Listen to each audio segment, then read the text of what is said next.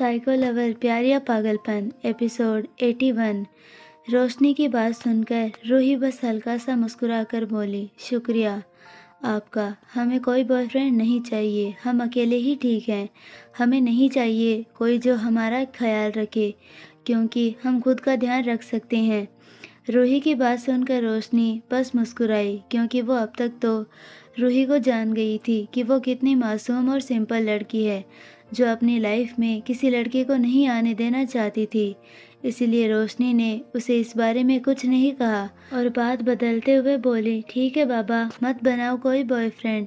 मैं तो खुद को बहुत लकी मानती हूँ कि मेरा बॉयफ्रेंड जो मुझसे बहुत प्यार करता है, मेरी केयर करता है। तुम्हें पता है, वो मेरी सब बातें मानता है, कभी मुझ पर चिल्लाता नहीं है, हमेशा प्यार से समझाता है, फूल की तरह रखता है मुझे। पता है क्या कहता है, मैं उसकी प्रिंसेस हूँ। वो मुझे बहुत अच्छा लगता है जब वो मुझे पैम्पर करता है। रोशनी की बात सुनकर रूही मुस्कुराई। उसे पता नहीं था प्यार क्या होता है, कैसा होता है, क्योंकि आज तक उसे कभी किसी का प्यार नहीं मिला था। पर रोशनी की बात सुनकर उसे अच्छा लग रहा था कि ऐसे भी इंसान होते हैं जो किसी को इतना चाहते हैं। चाहने की बात याद करके उसे अचानक रेहान का ख्याल आया कि वो बिल्कुल इस बात के अपोजिट था। वो उस पर चिल्लाता था, गुस्सा भी करता था और बात मानना तो छोड़ो, वो बस खुद की मर्जी चलाता था रूही के ऊपर। जो रूही नहीं चाहती थी, उल्टा रेहान वही करता था, और चाहता तो उसको इतना ही नहीं, रूही उसके बिना उसका सांस लेना भी उसके खिलाफ था। वो पूरा अपोजिट था इन बातों से, जिसे याद करके रूही ने मासूमियत से रोशनी से कहा, अगर कोई इंसान इस चीज़ से बिल्कुल परे हो और अलग हो तो उसे क्या कहेंगे? मतलब प्यार नहीं, पर वो आपको खुद के पास रखना चाहता हो, अपनी मन मर्जी चलाता हो आपके ऊपर, उसे क्या कहेंगे? रूही का सवाल सुनकर रोशनी को अजीब तो लगा, पर उसने इस वक्त सवाल का जवाब देना ठीक समझा। रोशनी ने गहरी नजरें रूही के ऊपर गड़ाई और कहा, चाहत और प्यार में फ़र्क है, क्योंकि प्यार में चाहत है तो काफ़ी अच्छी चाहत है, और अगर किसी को बिना प्यार के चाहत बनाना, मतलब वो उसकी ज़िद और जुनून है जिसका कोई अंत नहीं होता जब तक आप उसे पा नहीं लेते। रोशनी की बात सुनकर रूही का फेस पीला पड़ गया। वो तेज़ी से उठकर वॉशरूम में चली गई। उसका दिल तेज़ी से धड़क रहा था, बार बार उसके दिमाग में रेहान का ख्याल आ रहा था। उसने एक लंबी सांस भरी और अपना फेस पानी से वॉश किया और मिरर में खुद को देखते हुए बोली, हम इतना घबरा क्यों रही हैं? अब तो वो हमारे कुछ नहीं है। उनकी गर्लफ्रेंड तो रोशनी जी हैं। जो हमारे और उनके बीच हुआ वो बहुत गलत था, पर ये बात रोशनी जी को हम नहीं बता सकते। अगर हमने उनको ये सब बता दिया तो उनका रिश्ता खराब ना हो जाए हमारी वजह से। वैसे भी वो रोशनी जी से प्यार करते हैं, तो उन्हें तकलीफ़ नहीं होने देंगे जैसे हमें वो खुद तकलीफ़ देते हैं। हमें उनको भूलना है, वो कोई नहीं हमारे, बस हमें डराने के लिए वो ये सब कर रहे थे। पर अब नहीं, अब रोशनी जी उनके साथ है, उनका प्यार। हम उनके लिए बहुत खुश हैं कि उन्होंने हमारा ख्याल अपने जहन से निकाल दिया। इतना सब रूही खुद से बोलकर वॉशरूम से बाहर आ गई। उसे अच्छा लग रहा था कि रोशनी के मुंह से ये सुनकर कि रेहान रोशनी से बहुत प्यार करता है। वो रूम में आकर बेड पर लेट गई। उसके जहन में अभी अभी रेहान की यादें घूम रही थी। उनकी पहली किस, रेहान को खुद को चोट पहुंचाना, जिद करना, उस पर चिल्लाना, ये सब याद करके रूही का दम घुटने लगा था। पर फिर भी जैसे तैसे करके उसने अपनी आंखें बंद की और सोने की कोशिश करने लगी। बेड पर बैठी हुई रोशनी ये सब देखकर उसने खुद से मन में कहा, ये इतनी घबराई हुई क्यों है और इसने मुझे ऐसा सवाल क्यों किया? ये सब सोचकर रोशनी ने अपने दिमाग से रूही के ख्यालों को झटका और आदि को कॉल लगा दिया और बात करने के लिए, क्योंकि उसे रूम में बहुत बोर हो रहा था। पिंकी और सपना इस वक्त बाहर गई हुई थी। नेक्स्ट मॉर्निंग आज सारे स्टूडेंट महाबल्लभेश्वर के हाई हील पॉइंट पर ट्रैकिंग करने के लिए जाने वाले थे और उसी जगह पर स्टे भी करने वाले थे। तो सुबह होते ही सारे स्टूडेंट और टीचर रेडी होकर कैंपिंग के लिए निकल गए थे। रोशनी और आदि इस वक्त अपने दोस्तों के साथ पहाड़ी पर चढ़ रहे थे। उनके साथ वाले रास्ते पर कुछ स्टूडेंट चलकर आ रहे थे जिनको पहाड़ी पर नहीं चढ़ना आता था। उनके लिए भी रास्ता बनाया हुआ था। उसी रास्ते पर रूही के साथ साथ सपना भी चलते हुए आ रही थी। क्योंकि उन दोनों को ही ऊंचाई से हद से ज़्यादा डर लगता था, इसीलिए वो रास्ते से जाना ही ठीक समझ रहे थे। उसके उल्टा रोशनी और आदि दोनों को ही एडवेंचर बहुत पसंद था। वो तो फुल मज़े के साथ पहाड़ी चढ़ते हुए ट्रैकिंग का मज़ा ले रहे थे। इधर रूही चलते चलते थक गई थी। उसके पैर अब डगमगाने लगे थे, जिसकी वजह से वो घिस घिस के चल रही थी। तभी एक पत्थर पर उसका पैर लगा, जिससे वो टकराकर वो गिरने ही वाली थी। पर वो गिरती उससे पहले किसी ने अपने दोनों हाथों से उसकी दोनों हाथों को पकड़कर रूही को नीचे गिरने से बचा लिया। रूही का दिल मुंह में आ चुका था। उसने पीछे मुड़कर देखा, जहाँ पर एक सांवली सूरत वाला लड़का मुस्कुराकर रूही को देख रहा था। ये और कोई नहीं, रूपल था, आदि का दोस्त, जिसे रूही जानती थी। रूही को गिरता हुआ देखकर सपना भी उसके पास ही आ रही थी, पर जैसे ही रूपल ने उसे बचा लिया, तब जाके उसकी सांस में सांस आई। रूपल से अपना हाथ छुड़ाते हुए रूही मुस्कुराकर बोली, आपका बहुत बहुत शुक्रिया। अगर आप नहीं होते तो हम पक्का नीचे गिर जाते और हमें चोट भी लग जाती। रूही की बात सुनकर रूपल मुस्कुराकर बोला, ऐसे कैसे, मैं तुम्हें गिरने देता, तुम्हारे पीछे ही था। और वैसे भी अब तो तुम मेरी दोस्त बन चुकी हो, तो दोस्ती के नाते मेरा फर्ज बनता है मेरे दोस्तों का ख्याल रखना। इतना बोलकर उसने रूही का हाथ फिर से पकड़ा और उसे अपने साथ पहाड़ी के टेढ़े मेढ़े रास्ते से आगे ले जाने लगा, जिसे देखकर रूही मुस्कुराई और उसके साथ चल दी। उनके साथ सपना भी आगे बढ़ी। रूही को रूपल अपने पहले मीट में ही अच्छा लगा था। उसकी बातें, उसका रूही के लिए केयरिंग नेचर, ये सब रूही पहले ही जान गई थी, क्योंकि आज तक किसी ने उसके साथ इतने अच्छे से बात नहीं की थी और ना ही उसके साथ इतना अच्छा बर्ताव किया था जैसे आज रूपल कर रहा था उसके साथ, जिसकी वजह से रूही ने रूपल से कुछ नहीं कहा और उसका हाथ पकड़कर आगे चलने लगी। उसे अच्छा लग रहा था कि कोई उसका इतना ख्याल रख रहा है। फ्रांस, रात का वक्त। फ्रांस के एक लग्जूरियस होटल में इस वक्त पार्टी ज़ोरों शोरों से चल रही थी। फ्रांस के जाने माने बिजनेसमैन, न्यूज़ रिपोर्टर उस होटल में मौजूद थे। होटल को काफ़ी खूबसूरती से डेकोरेट किया गया था, क्योंकि आज फ्रांस के सबसे बड़े 5 स्टार होटल में बिजनेस पार्टी रखी गई थी। उस पार्टी में रेहान भी मौजूद था, जो इस वक्त अपने कुछ बिजनेस पार्टनर के साथ बातें कर रहा था।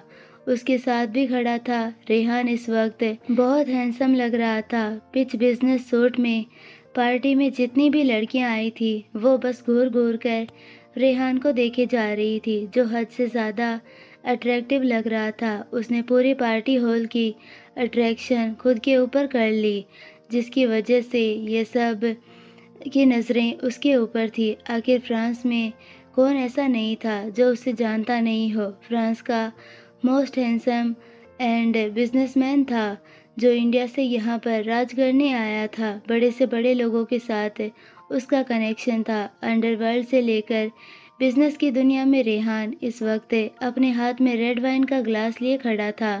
तभी उसके पास से कोई आया, जिसने उसके आर्म पर अपना हाथ डाला, जिसे देखकर रेहान ने अपने साइड में देखा, जहाँ पर रिया खड़ी थी, जो हद से ज़्यादा खूबसूरत दिख रही थी। उसने आज एक पिंक कलर का बॉडीकॉन ड्रेस पहना हुआ था, जिसमें उसका हॉट फिगर उभर कर दिख रहा था। वो इस वक्त रेहान के लेवल का टक्कर देने जितनी तैयार होकर आई थी।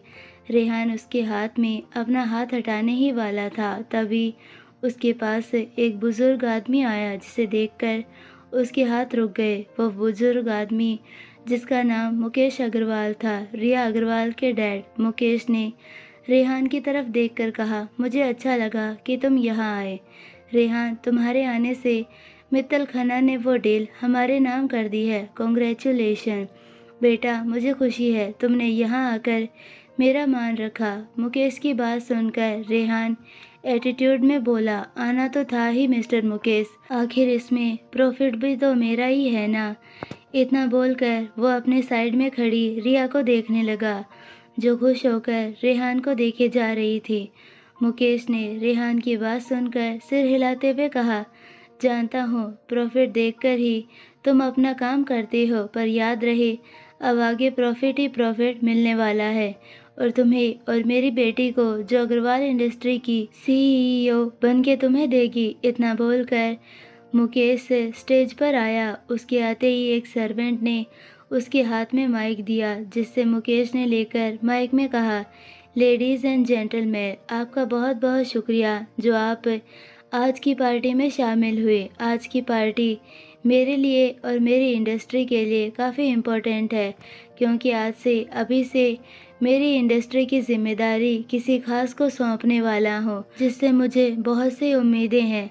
अग्रवाल इंडस्ट्री की न्यू सीईओ मेरी बेटी रिया अग्रवाल। मुकेश की बात सुनते ही पूरे पार्टी हॉल में ज़ोरों शोरों से तालियां बजने लगी। हर तरफ खुशी का माहौल बिखर गया था। थोड़ी देर बाद सब गेस्ट आकर रिया को बधाई दे रहे थे, क्योंकि अब से वो अग्रवाल इंडस्ट्री की न्यू सीईओ बन गई थी।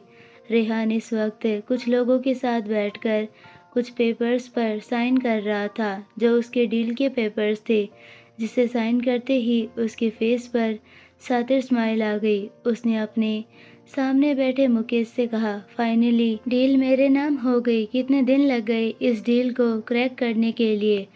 रेहान की बात सुनकर कपिल और मिस्टर खन्ना मुस्कुराने लगे। वही मुकेश ने रेहान से कहा, वो तो होना था बेटा, इतनी मेहनत जो की थी तुमने इसके लिए।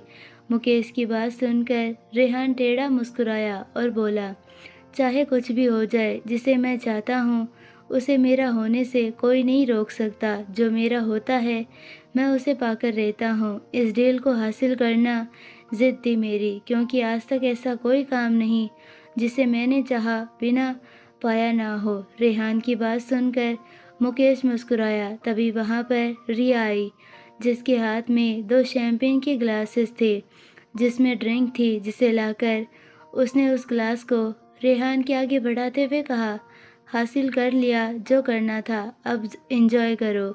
रिया की बात सुनकर रेहान ने ड्रिंक का ग्लास हाथ में लिया और ड्रिंक पीने लगा, जिसे देखकर रिया मुस्कुराने लगी। थोड़ी देर बाद पूरे हॉल में कपल डांस की अनाउंसमेंट हुई, जिसे सुनकर रिया ने रेहान के साथ डांस करने की जिद की और उसे हाथ पकड़कर फ्लोर पर लेकर आई। पूरा हॉल उन्हें देख रहा था। रेहान को इन सब से कोई मतलब नहीं था, क्योंकि उसका माइंड ब्लैंक हो गया था। उसका सिर घूम रहा था, उसे पसीने आने लगे थे, जिसे देखकर रिया के फेस पर स्माइल आ गई। उसने रेहान का हाथ पकड़ा और उसे अपने बुक किए हुए रूम की तरफ ले जाने लगी। इसी बीच रेहान ने कई बार उसका हाथ झटका, फिर भी रिया ज़बरदस्ती उसको अपने रूम में ले जाने लगी और रेहान भी उसके साथ चल दिया, क्योंकि उसे ठीक नहीं लग रहा था और रिया ही ऐसी लड़की थी जो उसका ख्याल रखती थी। इसीलिए उसने उसके साथ जाना ठीक समझा, पर फिर भी उसे अजीब लग रहा था, घुटन हो रही थी। वो अपने सेंस में नहीं था। रिया ने रूम में आते ही रेहान को बेड पर बैठाया और रूम का डोर बंद करने चली गई। रेहान को हद से ज़्यादा गर्मी लग रही थी, जिसे फील करके उसने अपना ब्लेज़र निकाला और अपने शर्ट के बटन खोलने लगा। उसका पूरा फेस लाल पड़ गया था। उसका फेस पसीने से भीगा हुआ था। उसकी नीली आंखें हद से ज़्यादा लाल हो गई थी। रिया रेहान के पास आई और उसका फेस पकड़ते हुए बोली, रेहान, क्या तुम ठीक हो? मुझे माफ़ कर दो, मेरी वजह से ही तुम्हें इतनी तकलीफ़ हो रही है, पर क्या करूँ?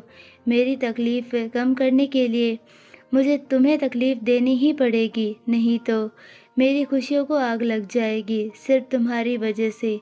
और आज तुम्हारे अंदर की लगी हुई आग में अपने अंदर समाकर बुझा दूंगी। इतना बोलकर उसने रेहान को बेड पर लेटाया और खुद उसके ऊपर आकर उसके फेस को देखने लगी, जो बेहोशी की हालत में बेहाल होने को आया था। रिया ने रेहान के होठों को अपनी उंगलियों से सहलाकर तड़पती हुई आवाज़ में कहा, इन्हें तुम मुझे कभी छूने नहीं देते थे, पर आज ये मेरे होकर रहेंगे। रेहान, मुझे इन्हें छूने से कोई नहीं रोक सकता, तुम भी नहीं।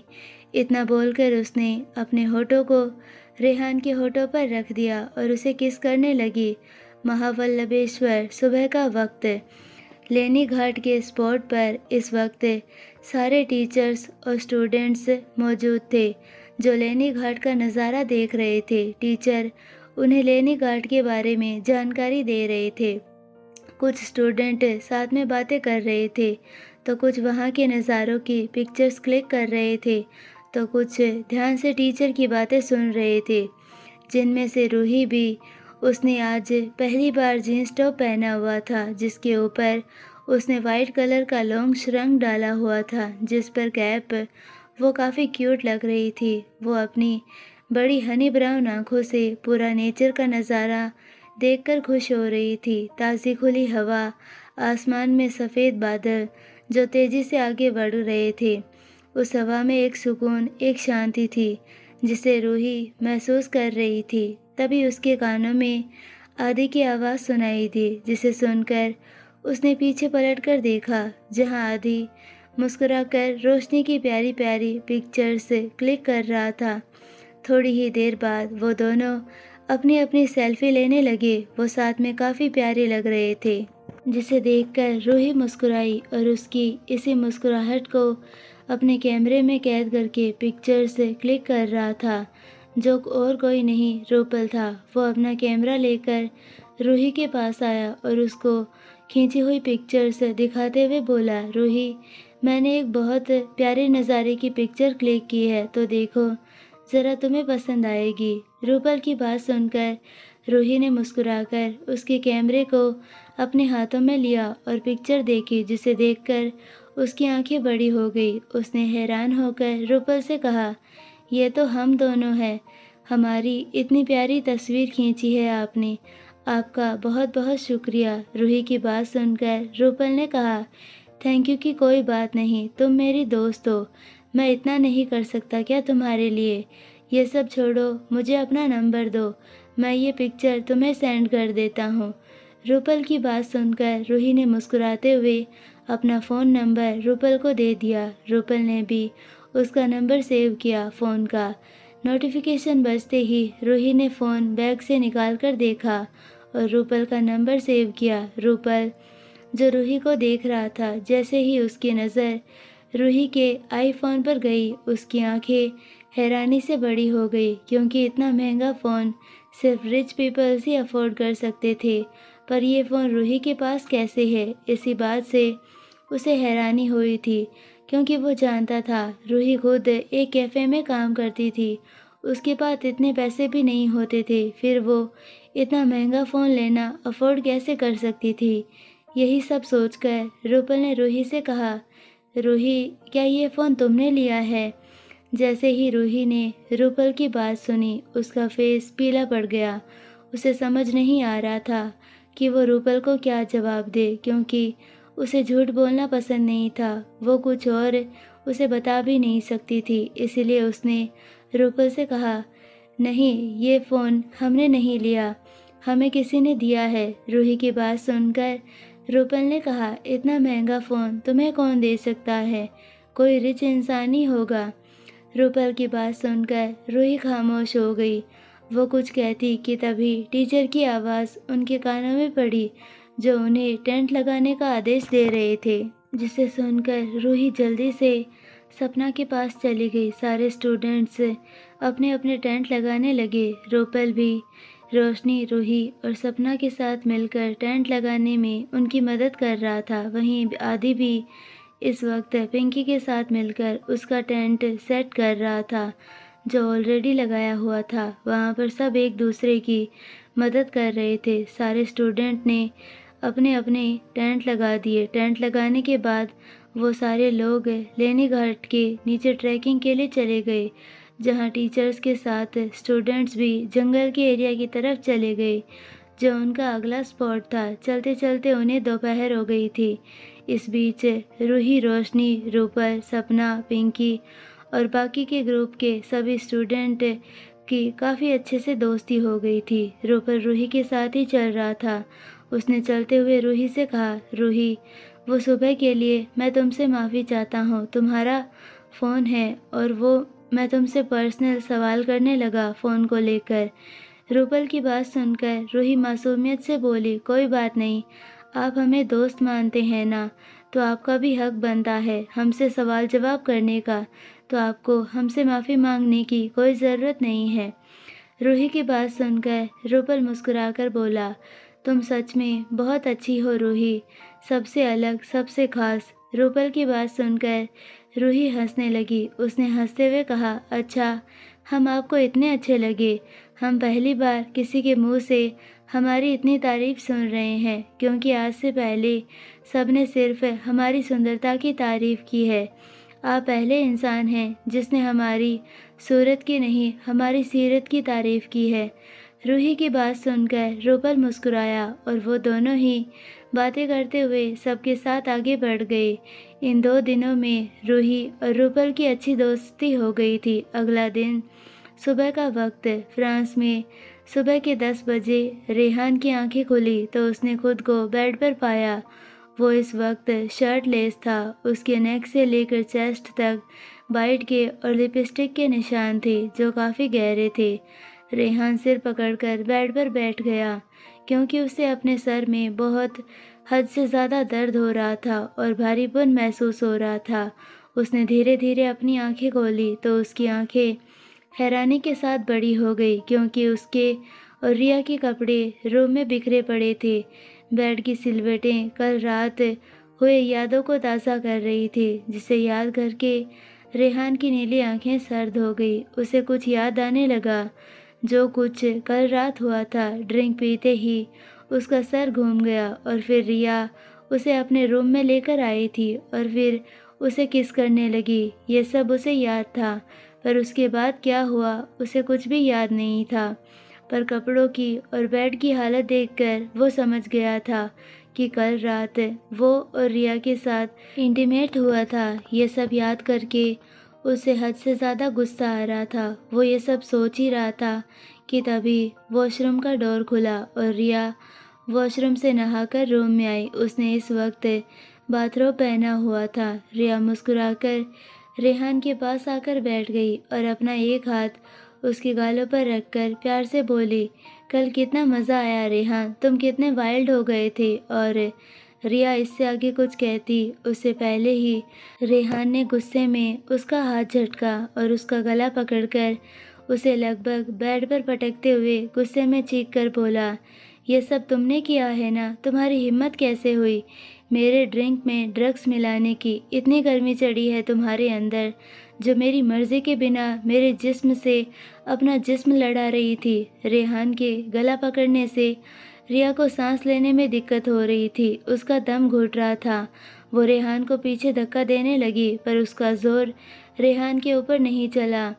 चींटी जितनी थी वो रेहान के आगे। तभी रेहान ने उसका गला छोड़ा और बेड से उठकर अपने कपड़े पहनते हुए बोला, तुम्हारे जैसी घटिया लड़की मैंने आज तक नहीं देखी, जो किसी भी हद तक जा सकती है, जो किसी को भी ड्रग्स का नशा चढ़ा देगी अपनी हवस मिटाने के लिए।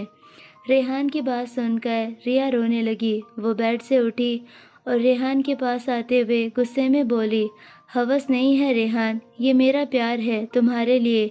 मैं प्यार करती हूँ तुमसे, इसीलिए। रिया इससे ज़्यादा कुछ कहती उससे पहले रेहान ने एक तेज़ चमाटा उसके गालों पर लगा दिया, जिससे रिया सीधा बेड पर जाकर गिरी। रेहान ने गुस्से में उसके ऊपर अपनी एक उंगली पॉइंट करते हुए चीख कर कहा, खबरदार अगर प्यार वर्ड यूज़ किया तो। I don't love you, never ever, I just hate you Riya, I just hate you. इतना बोलकर उसने अपना ब्लेज़र उठाया और रूम से बाहर चला गया। रिया वैसे ही रोते हुए बेड पर पड़ी रही। होटल से बाहर आते ही रेहान अपनी कार से एयरपोर्ट के लिए निकल गया, इंडिया वापस जाने के लिए। महाबल्लभेश्वर रात के वक्त पर सारे स्टूडेंट लेनी घाट से वापस लौट रहे थे। कुछ ही टाइम बाद वो अपने टेंट एरिया की तरफ आ गए जहाँ पर वो आज रात स्टे करने वाले थे। टेंट एरिया में लौटते ही सारे स्टूडेंट थक हार कर अपने टेंट में आराम करने के लिए चले गए। वहीं कुछ स्टूडेंट डिनर बनाने का इंतज़ाम करने लगे। उस अंधेरी रात में स्टूडेंट्स ने टेंट एरिया के बीचों बीच आग जलाई हुई थी जो हर तरफ पीली रोशनी में फैल रही थी और उसी अंधेरी रात में चांद की रोशनी पूरी धरती पर पसरी हुई थी। टेंट एरिया में तकरीबन 30 से भी ज़्यादा बड़े बड़े टेंट लगाए हुए थे। उसी बड़े बड़े टेंट में दो दो स्टूडेंट थे जो टेंट शेयर कर रहे थे। वहाँ बस 2 टीचर्स ही रुके थे।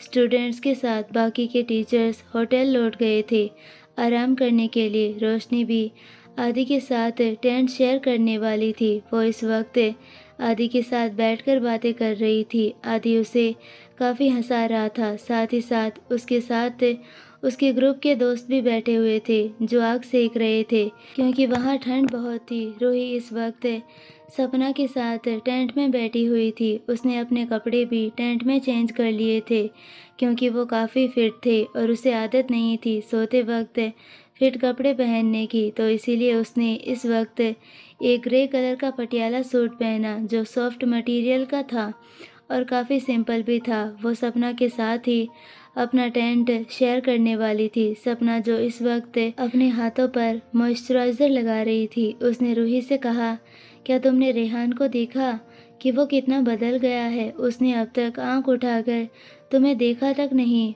रोशनी से वो इतना प्यार करता है तो फिर वो तुम्हारे पीछे क्यों पड़ा है? सपना की बात सुनकर रूही ने कहा, हमें नहीं पता सपना उनके मन में क्या चल रहा है, पर हम खुश हैं कि वो किसी से इतना प्यार करते हैं। देखा नहीं कितने खुश लग रहे थे, हंस हंस के बातें कर रहे थे रोशनी जी के साथ। हमने उन्हें ऐसे हंसते हुए कभी नहीं देखा।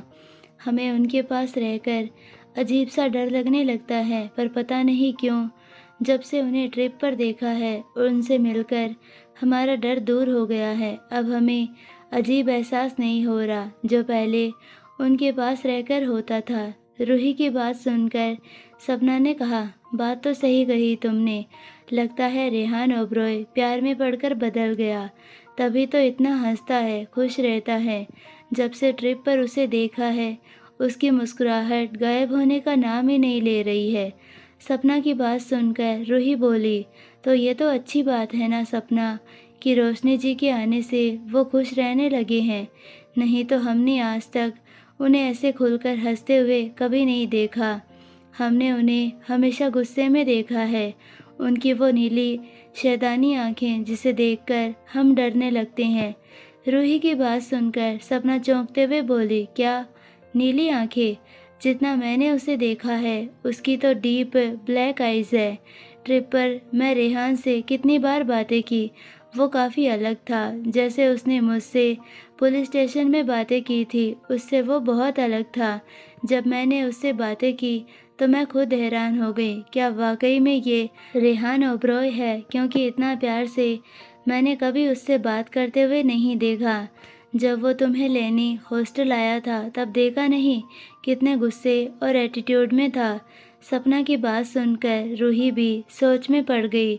उसने सोचते हुए सपना से कहा, हमने उनसे ज़्यादा बातें तो नहीं की ट्रिप पर क्योंकि हमें उनसे पहले ही डर लगता है, हम थोड़ी दूरी बनाकर उनके सामने जाएंगे। और जितना हमने उन्हें देखा है उनकी तो नीली आंखें हैं ना कि काली। रूही की बात सुनकर सपना हंसते हुए बोली, तुम इतनी डरती हो उससे कि डर के मारे ये भी भूल गई कि उसकी आंखों का रंग कौन सा है। अब चलो बाहर जाकर डिनर करते हैं। इतना बोलकर सपना टेंट से बाहर चली गई। वहीं रूही सपना की बातें सुनकर सोच में पड़ गई। उसने खुद से कहा, ऐसा नहीं है सपना, जितनी भी बार हमने उन्हें देखा है हमने बस उनकी नीली आंखें देखी है जिसे हम कभी नहीं भूल सकते, जो हमें डराने के लिए काफ़ी होती है।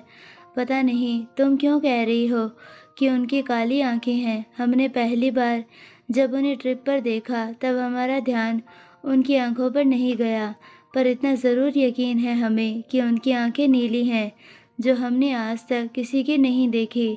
इतना खुद से ही बोलकर रूही टेंट से बाहर निकल गई। इस वक्त टेंट एरिया में सारे स्टूडेंट्स एक साथ मिलकर अपना डिनर कर रहे थे। रूही जो सपना के साथ बैठकर अपना डिनर कर रही थी, उसने दूर पर बैठे आदि को देखा। अंधेरे में उसे आदि की आंखें ठीक से दिखाई नहीं दे रही थी, क्योंकि वो काफ़ी दूर बैठा था।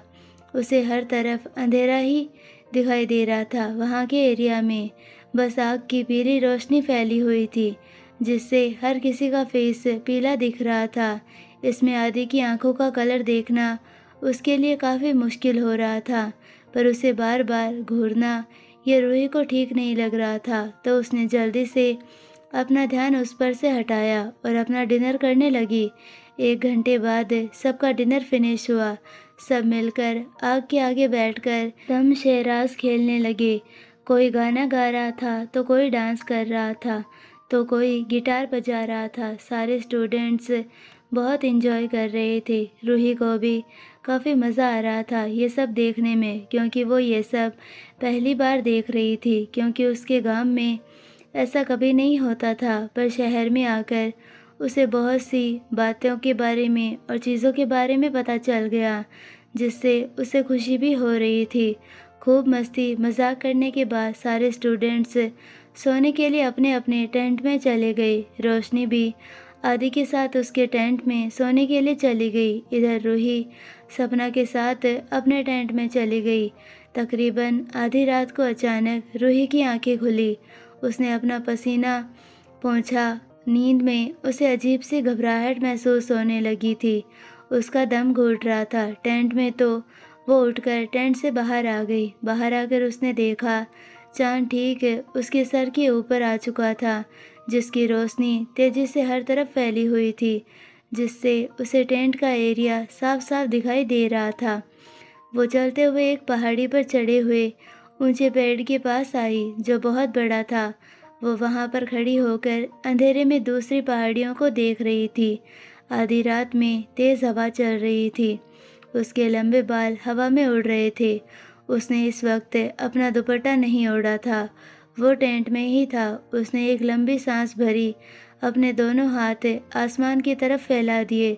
ठंडी ठंडी हवा में उसे सुकून मिल रहा था। उस खूबसूरत हवा में वो खुद को महसूस कर रही थी। तभी उसे हवा में जानी पहचानी खुशबू का एहसास हुआ, पर उसे याद नहीं आ रहा था कि ये खुशबू किस चीज़ की है। वो ये सब सोच ही रही थी कि तभी उसे पीछे से किसी की प्रेजेंस फील हुई, जिसे फील करते ही वो पीछे मुड़ने लगी। पर वो मुड़ती उससे पहले ही किसी ने अपना सख्त हाथ उसकी कमर पर लपेट दिया और उसे अपने पास खींचा, जिससे रूही की पीठ सीधा किसी के ब्रॉड चेस्ट से जा लगी।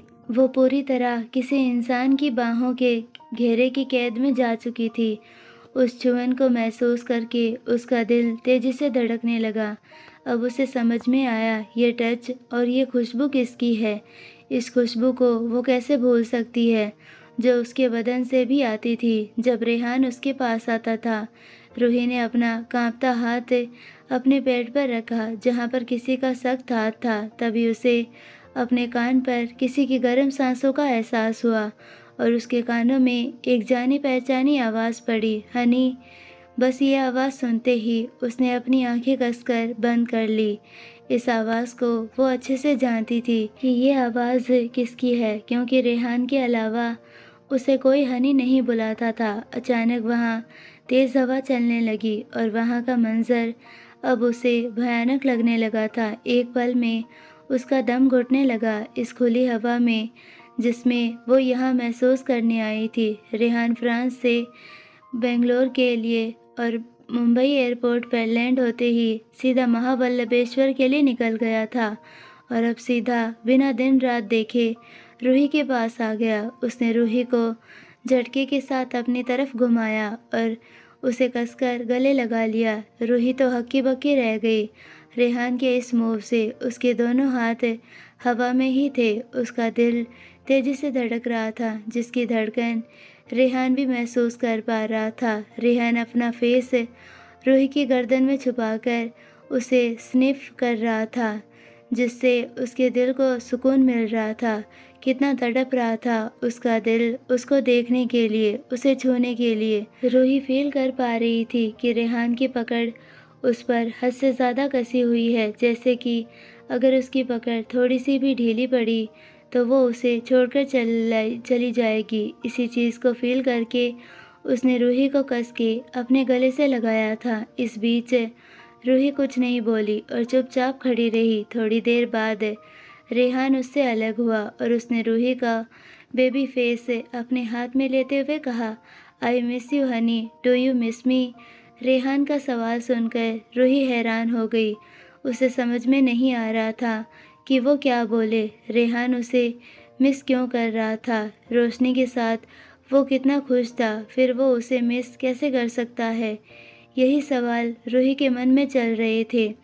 रूही को खोया हुआ देखकर रेहान ने उसके गालों को कस के दबाते हुए सर्द आवाज़ में कहा, I am asking you Honey, do you miss मी? रेहान की सर्द आवाज़ सुनकर रूही होश में आई। उसने रेहान के फेस को देखा जो चांदनी रात में चांद की तरह चमक रहा था। तभी उसकी नज़र उसकी आंखों पर गई जो नीली थी और हद से ज़्यादा लाल थी, जिसे देखकर रूही डर गई।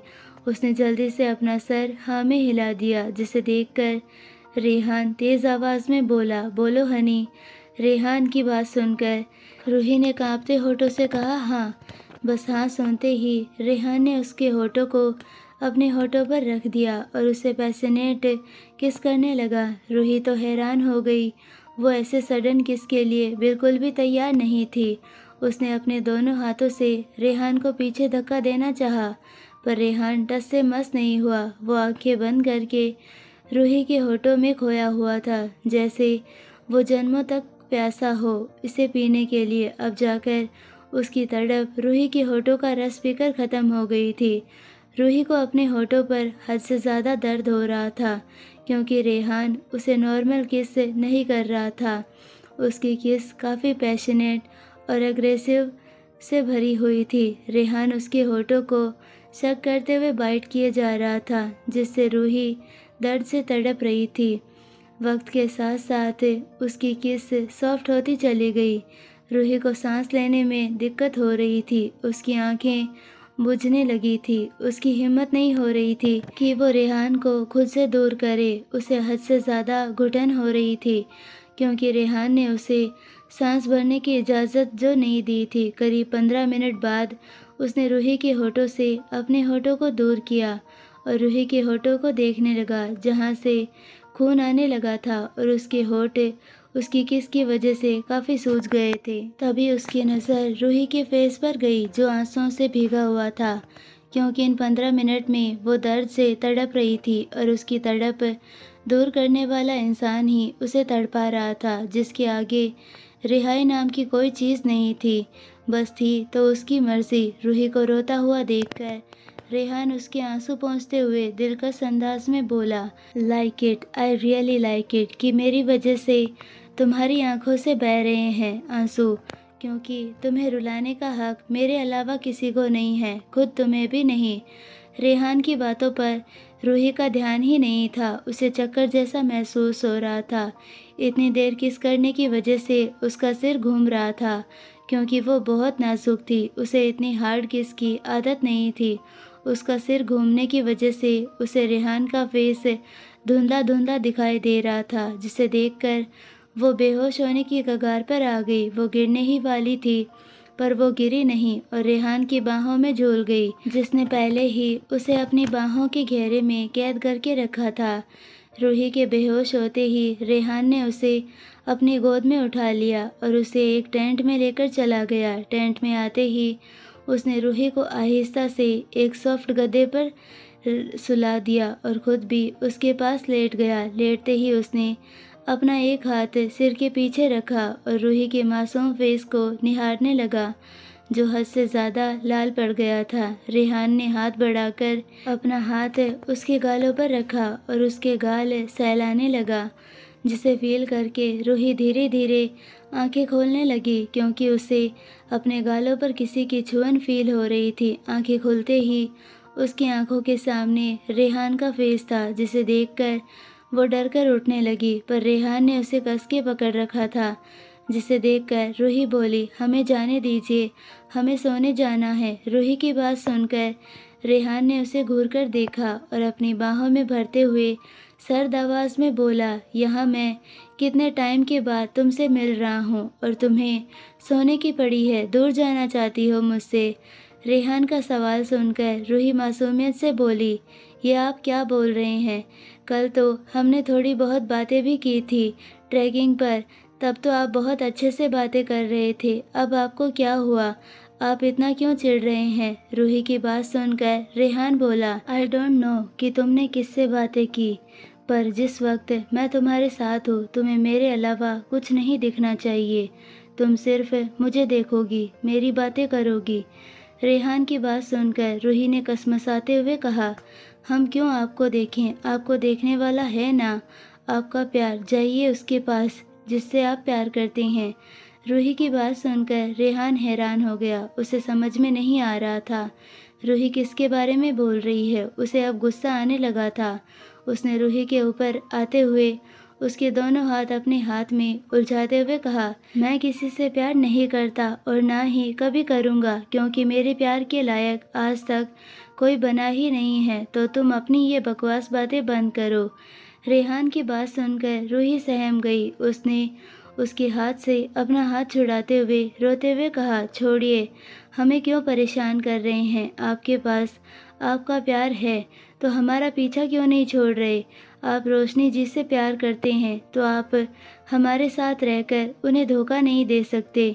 जैसे ही रेहान ने रूही के मुंह से रोशनी का नाम सुना, तब जाकर उसे सारी बात समझ में आई कि हो ना हो रूही ने आदि और रोशनी को साथ में देखकर रेहान समझकर गलतफहमी पैदा कर ली है, जिसकी वजह से वो ऐसे रिएक्ट कर रही है। रेहान ने रूही को रोता हुआ देखकर उसका हाथ छोड़ दिया और उसकी आंखों में आए हुए आंसुओं को पोंछते हुए बोला, शांत हो जाओ हनी, तुम इतना रोती क्यों हो? तुम्हारे रोने से मुझे इरिटेशन होती है। इतना बोलकर वो रूही के फेस के करीब आया और सॉफ्ट तरीके से उसके गालों को अपने होठों से किस करने लगा, जो टमाटर की तरह लाल हो गए थे।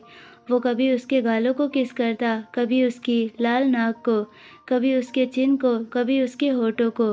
वो रूही के पूरे फेस को प्यार से किस कर रहा था, जिसे फील करके रूही का रोना एकदम बंद हो गया और वो भीगी हुई आंखों से रेहान को देखने लगी, जो उसे प्यार कर रहा था। उसका सॉफ्ट प्यार भरा एहसास उसे काफ़ी अच्छा लग रहा था। उसकी आंखें बंद हो गई और उसने अपने दोनों हाथ रेहान की शर्ट पर कस दिए और उसकी खुशबू को अपने अंदर समाने लगी। पता नहीं रेहान में ऐसा क्या था कि वो उसे खुद के पास आने से रोक भी नहीं सकती थी। वो हिप्नोटाइज हो जाती थी रेहान की छुअन से। रेहान रूही के होठों को किस करने ही वाला था, तभी रूही ने अपना हाथ बढ़ाकर उसके होठों पर अपना हाथ रखा और उसे खुद को किस करने से रोकते हुए बोली, आप उन्हें धोखा दे रहे हैं। रोशनी जी बहुत अच्छी है, वो आपसे बहुत प्यार करती है। अगर उन्हें पता चला कि आप हमारे साथ हैं तो वो नाराज़ हो जाएंगी। रूही की मासूम बातें सुनकर रेहान का मन कर रहा था कि वो उसे खा जाए। कोई इतना क्यूट कैसे हो सकता है? दुनिया जहाँ की लड़कियाँ उसके पीछे पागल थी, उसे अपना बनाने का सोचती थी, और ये लड़की किसी और लड़की के प्यार के बारे में सोच रही थी।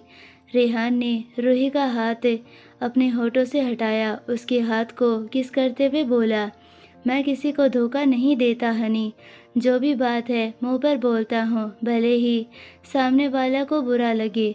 और एक बात अपने छोटे से दिमाग में डाल लो, तुम मेरी हो और मैं तुम्हारा हूँ, तो किसी और के बारे में सोचना बंद करो। चाहे लड़का हो या लड़की, हम दोनों के बीच कोई नहीं आएगा और ना ही मैं आने दूंगा। तुम बस मुझ पर ध्यान दो, ना कि दूसरों पर। रेहान की बात सुनकर रूही कांप गई। उसका दिल बेतहाशा धड़कने लगा। वो कुछ कहने ही वाली थी, पर वो कुछ कहती उससे पहले रेहान ने उसके होठों को अपने होठों में कैद कर लिया और उसे डीपली किस करने लगा। रूही पहली ऐसी लड़की थी जिसे रेहान शिद्दत से चाहता था, इतना कि वो उसके लिए कुछ भी कर सकता था।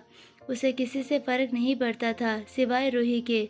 उसके लिए रूही का एक से एक मूव, एक से एक एक्शन मायने रखता था।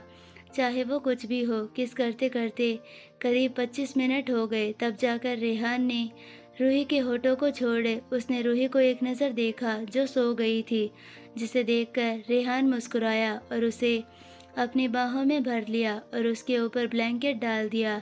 रेहान के पास होने से ही रूही को अपना सा एहसास होता था, जिसे फील करते ही उसे सुकून की नींद आने लगती थी। भले ही वो उसके लिए हद से ज़्यादा टॉक्सिक हो, पर उसके बिना उसका कोई वजूद ही नहीं था। रूही इस वक्त रेहान को टाइट पकड़े सुकून से सो रही थी।